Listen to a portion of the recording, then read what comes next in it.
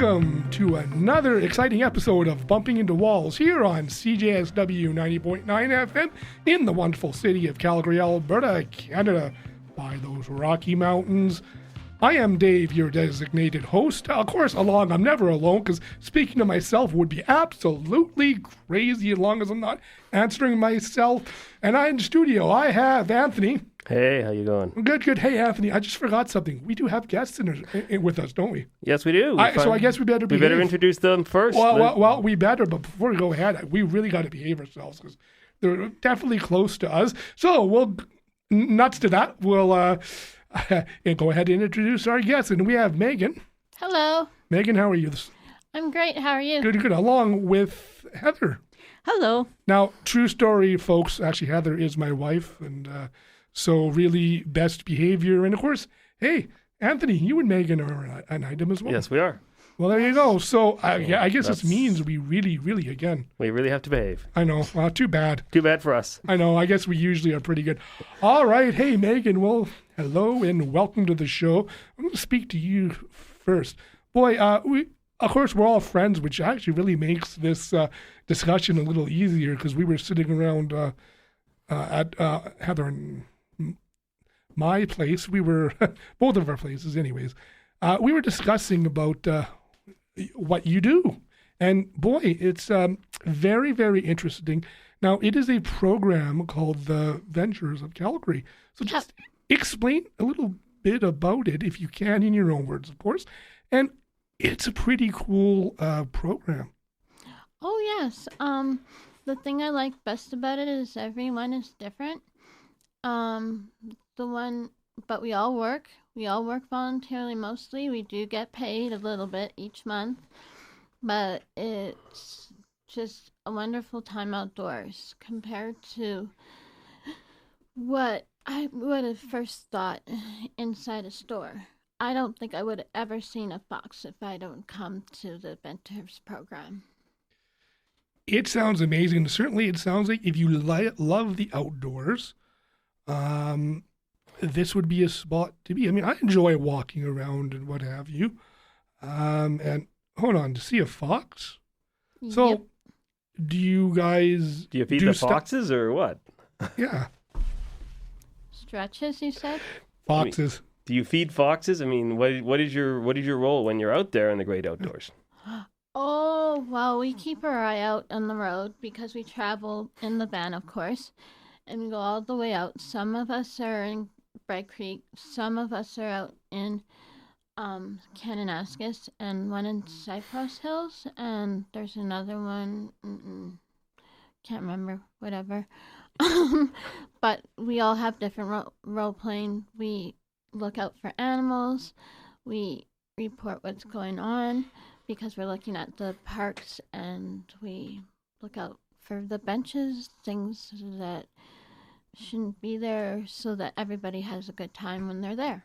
It sounds like it. I know you told us, so Kananaskis country. Now, where else would you find an opportunity to do that? I don't think I would. I wouldn't have known, really, until we've had a conversation about it, of course, off air. And it sounds like certainly I would feel, if you like the outdoors, it certainly is different than your, I guess, run-of-the-mill work, if you will, whether it's working in a grocery store or retail. Much different, but it's mostly transferring skills from the inside out, and you get treated much better, I think, for my disability outdoors than I do indoors. Now, Megin, have you ever did retail at one point? I can't remember. Yes, I have in many places, but it never worked out. Some of it my fault, some of it I couldn't think that it was unexpected. But we found the idea, and they told us about the Ventures. I think it was a year ago I got into it, and I don't want out ever. It's my home. I always say, honey, we're home. Well, that's great. It sounds like a wonderful spot to be. So what made you, or how did you find them? For the PDD worker, I had no idea they existed until she told me. Now, PDD is Persons for Developmental Disabilities. That's what that stands for. That is correct. Well, that is wonderful. So Persons with Developmental Disabilities, correct. Yes, correct. However, we always like to clarify our acronyms because some people don't know. That's correct. Right. That's correct. In the blind and visually impaired community, folks, we use CNIB, but not everyone knows what the CNIB stands for. So those acronyms we know, but the general public may not. Well, wonderful. And it sounds like you've had absolutely wonderful, positive experience with them. Absolutely. All right. Well, thank you for that. I think, the great outdoors, I still can't get over that one. As a kid, we used to camp in an RV, but that's different. And it's different. If you enjoy being out there, I'd say it's a different world. And you do it rain or shine, correct? I do. I can remember it being snowy, cold. You dress for it. Summertime, it was raining unexpectedly, poured down. You dress for it. We always say, jokingly, that to bring extra layers, just like in skiing. We dress for the layers in the outdoors because you don't know what's going to happen out there, and you're always prepared. That's true. Well, that's very good. Well, thank you for that. I didn't realize. Personally, I'd be a fair weather man. I don't think I could do that for sure. But anyways, we do have thanks, and we do have Heather with us. And of course, I think I'm going to bring everybody in on this one. What do you think? Yes. Okay. All right. So obviously, bumping into walls is about living with sight loss and vision loss and what have you. But there are, having a disability it's a broad spectrum of things. Blindness and vision loss, that's just one thing you could be. Anyways, what I want to know, we all do have disabilities. So has anybody here ever felt that, hey, or have been treated differently or looked at differently just because of that? So I'm going to start with, ladies first. So Heather first. Well, that's a very good question. I don't, I can't recall, but I know for a fact that people treat me differently than other people. They think sometimes we don't understand stuff. I'll try to explain this. Don't understand stuff better than other people, and we can't do it, so they don't bother telling us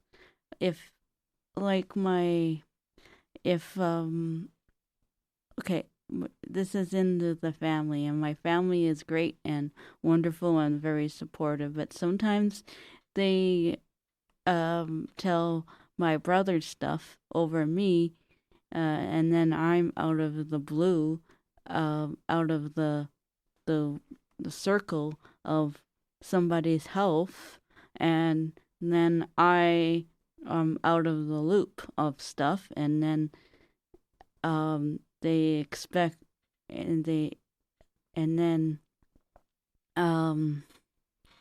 so I don't know what, so I feel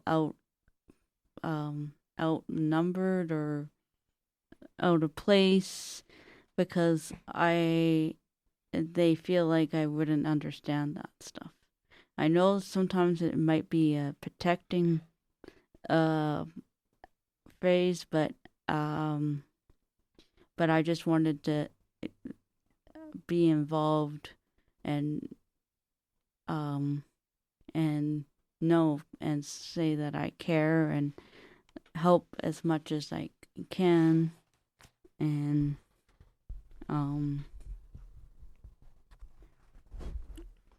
all right, and you know what? Again, hey, we gotta wait. But Megan, the same question to you.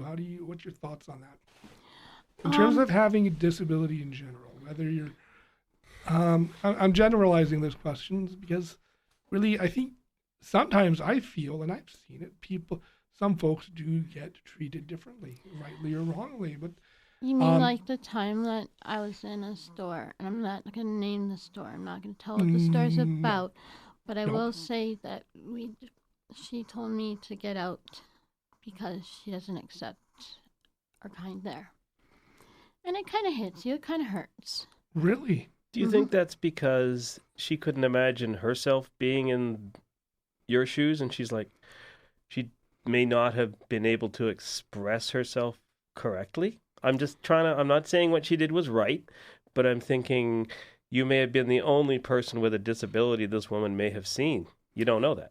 In that light, possibly, but on the other hand, why wouldn't you treat the next person like you treat your friend right next to you, or your boyfriend, or your friends, whatever? You treat them kindly as you would expect kindly to be treated to you. Why not just treat them like a customer, or say, you know what, maybe not today, or you know what, you aren't really looking right now, and thank you for coming in and stuff like that. There's just a way nicer way to say it. Very interesting. Yeah. So Anthony, what are your thoughts? I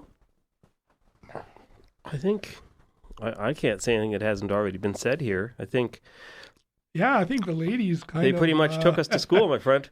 Yeah, I didn't think they would. But they did. It's kind of a tough question, isn't it? When you I think about it's different for those who have some sight versus some that have none, for example. So I have a friend that works in retail, and some days they can see great, and some days they can't.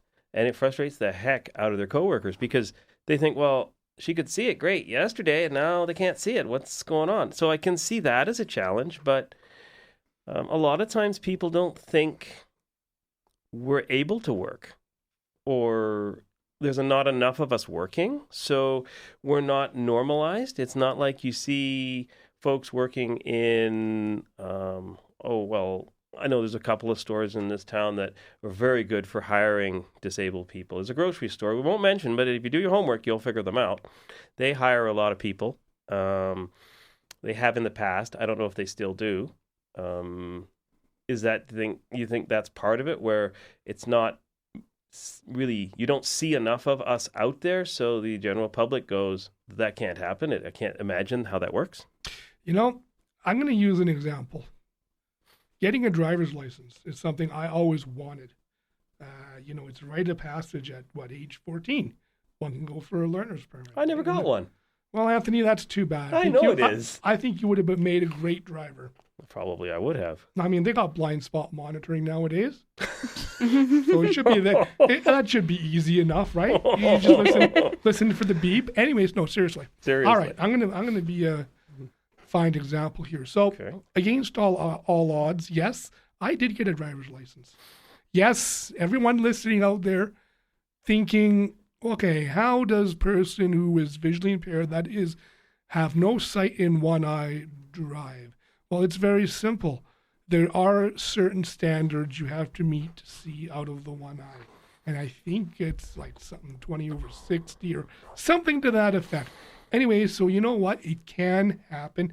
And yes, people are able to drive. I, against all odds, was told I couldn't, but I later on as an adult managed, and I did for about 12 years of my life. And I enjoyed it. But, well, I mean, there were stressors, people cutting you off, people honking at you, but just to show you, it can happen. And I don't think that is normalized, so to speak, because there is that stereotypical, if you're partially sighted, you shouldn't be driving. Well, newsflash, everyone, I drove down the Deerfoot Trail with the best of them. And that's a challenge. Of course, having your wife in the front seat's a good idea. Mm-hmm. Sort of. Yeah. Depending on the day and time, yeah. Yep. Even in my family. You know, Or the backseat driver. that was you, Oh, yeah. yes. Yeah. Heather, the backseat driver. But no, seriously, I think stuff like that needs to be, people gotta, and it may sound like we're kind of banging our fists and trying to prove a point, but that's what all this is about, folks, to give us a voice. And so that the average listener actually understands that, hey, you know what? We can do certain things and we shouldn't be looked at any different. But we shouldn't be hired just because of our disability. If we don't have the skills to do that particular job, like I can't go work as an accountant because I didn't go to accounting school. So they're not going to hire me, right? They would hire someone maybe at an entry level working at a contact center, and I know that does happen.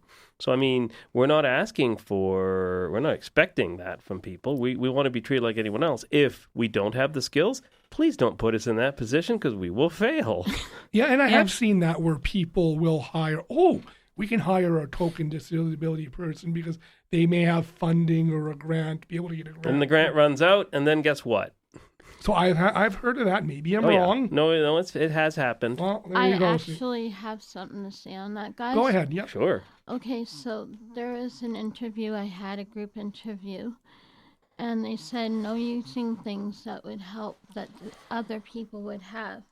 And I thought, okay, that's just a little discriminating. You can't use a magnifier to see the tags or something like that. It's the other people have sight, and it's like that's probably discrimination right there. No, actually, I don't think it is because Could here's be. what they're thinking might be thinking. So if you're a bad guy who wants to steal stuff and they see you with a magnifier, then guess what? Chances are they're possibly going to steal more from you than they would from Joe Blow over there.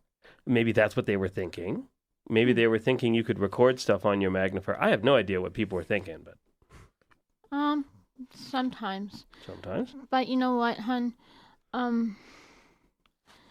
They're usually in that store wear uniforms. Some people do.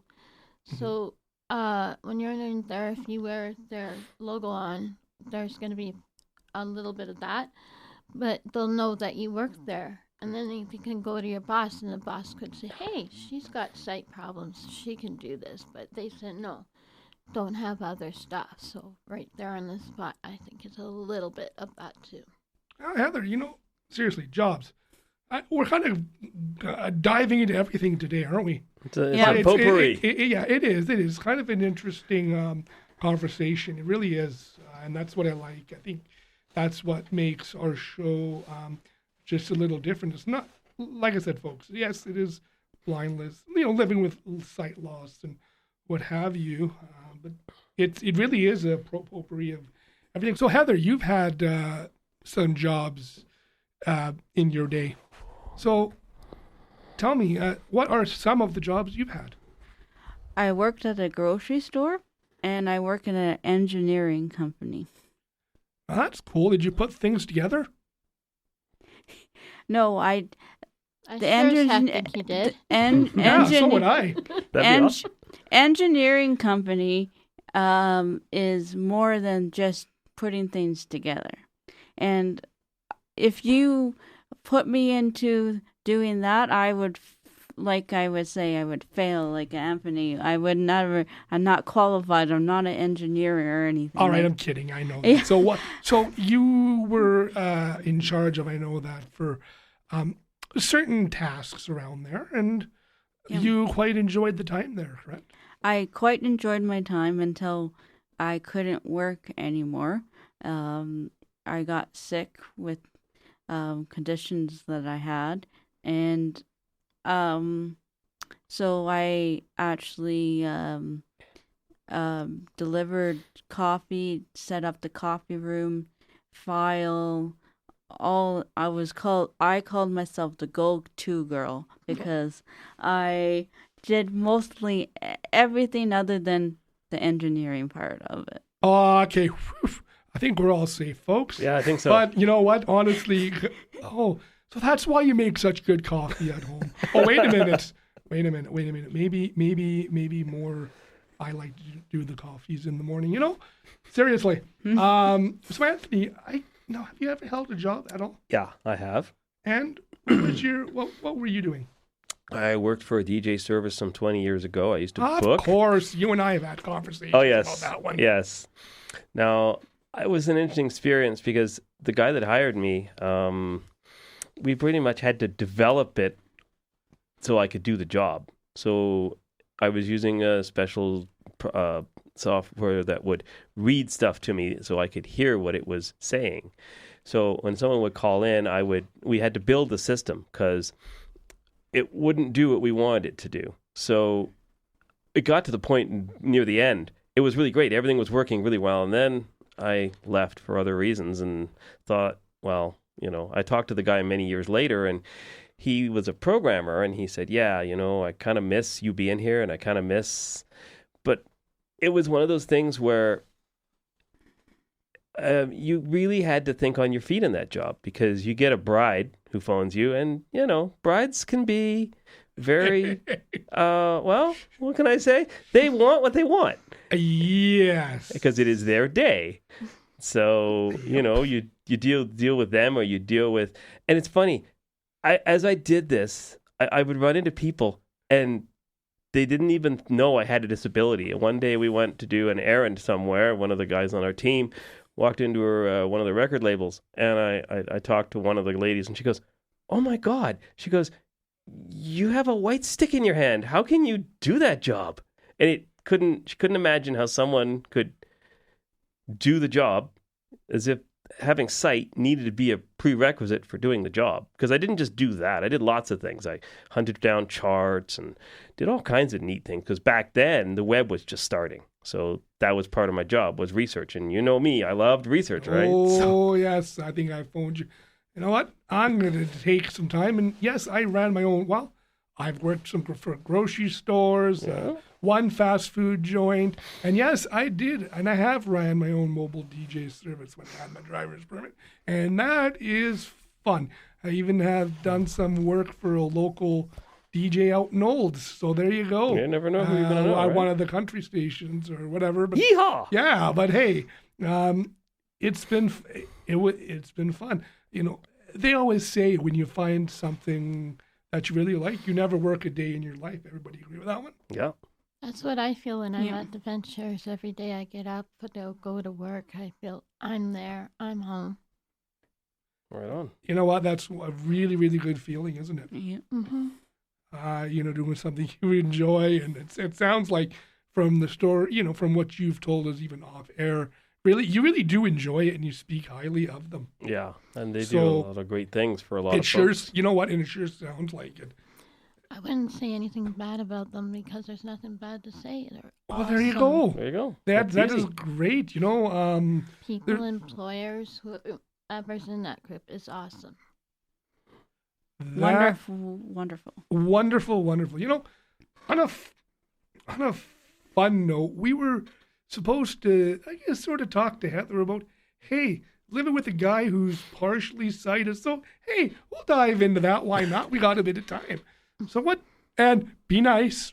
Remember, you are talking to a lot of people here in Calgary. So no pressure. But really, what's it like living with a guy with partial sight? Is there some frustrations? And heck, folks, true story. We've been married almost 15 years. So we're at 14 years already. So that is, I think Heather deserves a medal. I think more than a medal, but.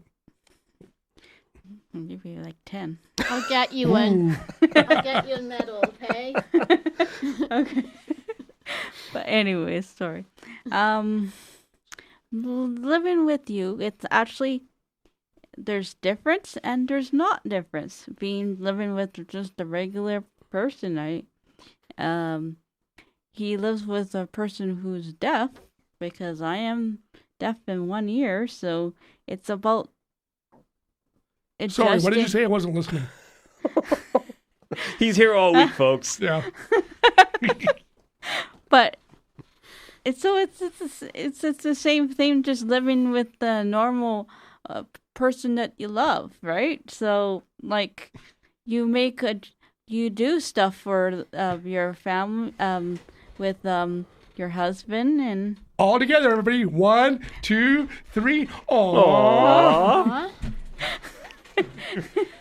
well, it's wonderful true. living with a person who you adore for almost 16. It's 16 together, so Wow. 15 almost marriage. So 16 years together. It's been that long. 16 plus 15 is Plus- a lot of years. No. A Let's nice stop it. little stroll in the park. Yeah, that's Yeah. it. That's it. Nice. That's it. That's what we'll call it. You know what? Really, I guess, which is a good thing, isn't it? Really, whether it proves a point, folks.